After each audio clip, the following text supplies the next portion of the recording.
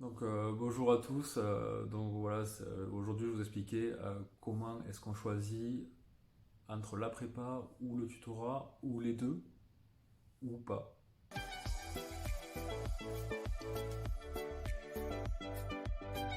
Donc je vais commencer la vidéo par vous expliquer les avantages et les inconvénients de chaque élément, soit la tutorat, soit la prépa. Donc on va commencer par le tutorat. Pourquoi c'est intéressant le tutorat? C'est déjà le prix, c'est très très abordable. Je crois que c'est 100 euros, 200 euros par an, quelque chose comme ça. En fait, dans certaines facs, c'est même gratuit. Donc c'est très bien pour les étudiants à petit budget. Maintenant, il y a des changements entre la PAS, c'est plus la PACES, c'est la PAS et la LAS. Alors, pourquoi le tutorat c'est intéressant? C'est que c'est le seul vraiment où les étudiants qui vous donnent les cours au tutorat, ils sont proches des enseignants. C'est-à-dire que les enseignants corrigent les QCM que les étudiants enseignants vous donnent. Alors ça veut dire quoi? Ça veut dire que quand il y a des changements d'UE, des changements de modalités gouvernementales du concours, des changements de façon de préparer le concours, donc c'est le tutorat qui sera en premier, qui aura toujours les réponses en premier. Donc là, pour moi, c'est les points positifs du tutorat. Il n'y en a pas forcément énormément pour le concours, parce qu'il faut rappeler que c'est un concours. Donc le tutorat, pour moi, c'est quelque chose de complémentaire, mais c'est pas ça qui va faire forcément la différence dans le concours. Donc, donc les points négatifs maintenant du tutorat, ce que j'ai trouvé comme point négatif quand j'étais étudiant, je n'ai pas pris le tutorat, mais je vais vous donner raison pourquoi. C'est que je trouvais que les étudiants sont là parce qu'en fait ils choisissent ceux qui enseignent, donc les deuxième année, troisième année qui enseignent pour le tutorat. En fait, ils choisissent c'est une option pour eux. Donc il n'y a pas forcément vraiment de motivation. Il y en a quelqu'un qui a la motivation, mais c'est pas forcément une motivation, on va dire, vraiment pour s'engager dans le tutorat vraiment pour donner des bons cours, etc. Je veux dire, c'est pas la même chose qu'une prépa où les étudiants sont payés, vraiment bien payés pour donner des cours. Voilà, bref. Ça c'est une étape. La seconde étape, c'est que le tutorat, c'est vaste, donc vous allez être énormément dans l'amphi, des fois 100, 50, 100, pas forcément des petits groupes, donc vous n'allez pas avoir faire de connaissances dans le tutorat. C'est vraiment juste la partie de la fac. Donc voilà, c'est ça que je n'aime pas forcément avec le tutorat, c'est que c'est un peu impersonnel. Donc voilà, pour les points clés du tutorat, c'est quelque chose qui est à jour, qui est très très bien en époque de troubles en fait liés au concours, c'est-à-dire quand ça change, quand les matières changent. Donc ça c'est très bien parce que c'est proche de l'enseignement, très bien. Après les points négatifs, c'est qu'il y a trop de monde et c'est que c'est difficile par exemple pour avoir quelqu'un pour vous expliquer quand vous avez un problème quelque part, d'avoir quelqu'un qui va vous dire ah ça c'est comme ça qu'il faut faire, d'avoir un à un. Là c'est extrêmement compliqué. Donc voilà, maintenant que j'ai présenté le tutorat, je vais faire les prépas. Donc les prépas, ça se divise en deux grands groupes. En gros, ouais. Vous avez les prépas de petites villes, style Limoges, Poitiers, Orléans, où c'est des prépas plutôt à taille humaine, bien qu'il y en ait qui sont de grands groupes. Et vous avez les prépas des grandes villes, des grands groupes. Donc on va dissocier les petites prépas et les grandes prépas. Donc voilà, dans ce que je vous ai expliqué, on a la petite prépa, grande prépa. Voilà, je vais vous donner lesquelles sont les mieux pour moi, ce que j'ai choisi. Ce que j'avais choisi, c'était une petite prépa. Pourquoi? C'est que je connaissais déjà une personne qui était enseignant. Il a fait enseignant, et après il m'a dit, Johan, là-bas c'est sympa, donc voilà. Donc souvent quand on choisit sa prépa, c'est parce qu'on connaît quelqu'un déjà qui a été, et qui peut nous dire exactement comment ça se passe. Je pense que sur Internet, vous avez beaucoup de forums pour les médecines, là, où vous expliquez exactement les prépas, quel est le plus intéressant. Euh, donc voilà, donc pour les petites prépas, qu'est-ce que c'est qui est intéressant pour les petites prépas quand vous allez choisir une petite prépa? C'est que c'est à taille humaine, c'est-à-dire que vous allez avoir trois quatre classes, même pas des fois. Voilà. Vous allez avoir des enseignants souvent qui ont eu le concours, donc c'est-à-dire que c'est des étudiants de première année qui ont eu le concours, ils sont passés en deuxième année, et là ils vous donnent les cours. Donc là, ce qui est intéressant dans des petites prépas, c'est que c'est à taille humaine, les gens ont le temps de vous expliquer les choses. C'est-à-dire que si vous avez un problème, l'étudiant de troisième année, il vous expliquera, lui, qu'est-ce qu'il a compris, etc. Donc vous allez aussi avoir des retours, des manières de travailler, vous expliquer comment travailler, etc. De vrais gens qui ont eu le concours. Donc c'est des étudiants voilà, de cinquième année, sixième année ou des anciens médecins qui ont eu le concours. Voilà. Donc ça, je pense que c'est une étape essentielle, c'est que vous allez avoir un accompagnement qui est assez personnel et spécifique. Donc vous trouverez dans une petite prépa, vous trouverez toujours en fait un enseignant qui a votre façon de travailler, etc. Et la seconde chose qui est assez extrêmement importante, je pense, quand on prépare un concours, c'est de faire du lien social aussi avec nos concurrents, hein, mais qui peuvent être après nos amis. Euh, donc après, les petites prépas, ça favorise en fait ce lien. Pourquoi? Parce que vous allez avoir une pré-rentrée. Le tutorat aussi une pré-rentrée, mais c'est assez impersonnel, il y a trop de monde. Mais dans les petites prépas, vous allez avoir une pré-rentrée, donc vous allez avoir un groupe de 20, une classe de 20, donc vous allez forcément vous faire des amis à ce moment-là, qui vous suivront tout au long de la fac. Parce que quand vous faut s'imaginer, quand vous allez dans l'amphi, vous êtes 500, 600, et là c'est impossible de se faire des amis, parce que tous les gens ont déjà leurs amis du lycée, qui sont partis à la fac, où ils ont fait l'ami à la prépa. Donc l'important, une prépa à taille humaine, c'est d'avoir du lien social que vous allez voir pour vous un peu réconforter. Et ça, c'est extrêmement important quand on passe médecine.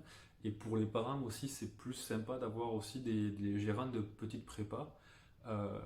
Les administrateurs des petites prépas, c'est des groupes qui sont indépendants, ils ne sont pas liés aux grandes prépas. Donc là, pour eux, euh, pour les parents, c'est mieux d'avoir un interlocuteur privilégié. Voilà, c'est le, c'est l'aspect intéressant.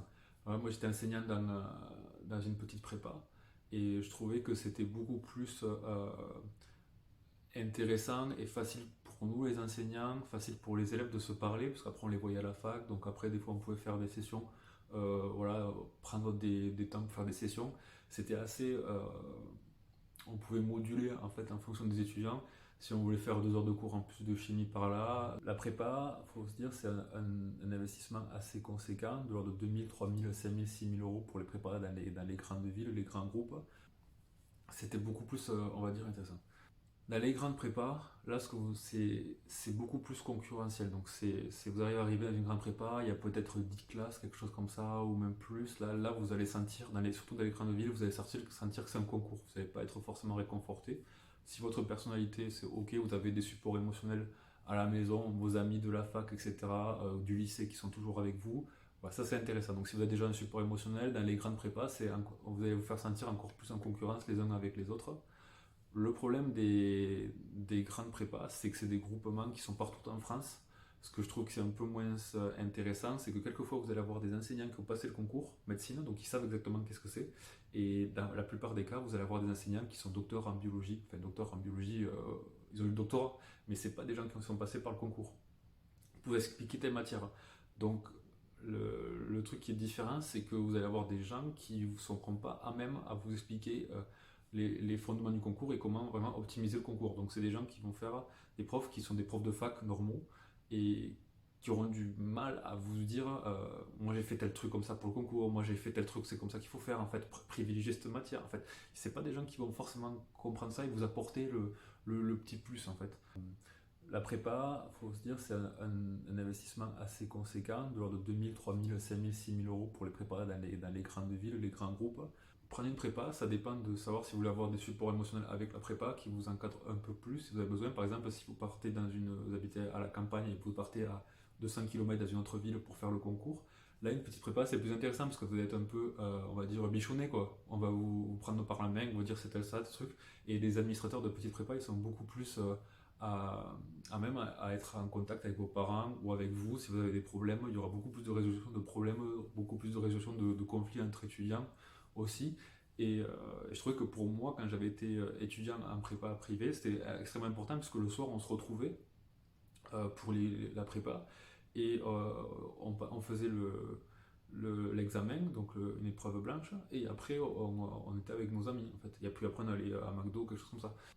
Donc ce que je veux dire, c'est que c'était un moment convivial en fait. Et puis après on avait le groupement d'amis que je me suis fait à la pré-rentrée, je l'ai suivi toujours pendant l'année de médecine.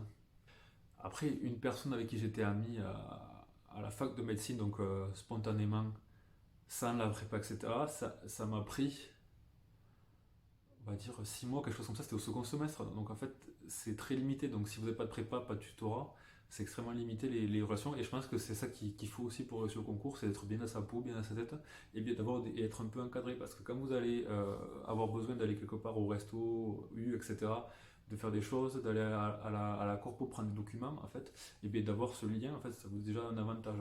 Et de plus, après, de récupérer des documents.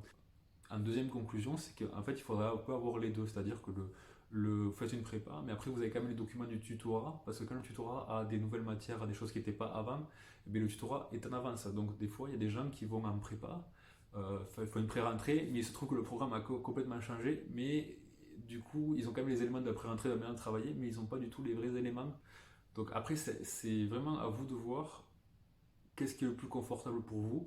Est-ce que de faire une prépa et après d'aller un petit peu au tutorat ou de récupérer des informations sur le tutorat, c'est intéressant aussi. Donc voilà, souvent les gens sont pro-tutorat, pro-prépa. Moi je suis plutôt du côté entre les deux. Nous ce qu'on faisait c'était qu'on était en prépa, mais on avait récupéré tous les cours en fait, tous les QCM de notre prépa en fait, et du tutorat aussi. Donc on avait accès à tous les trucs qu'il fallait pour bien comprendre ce qui se passait. Et on voyait que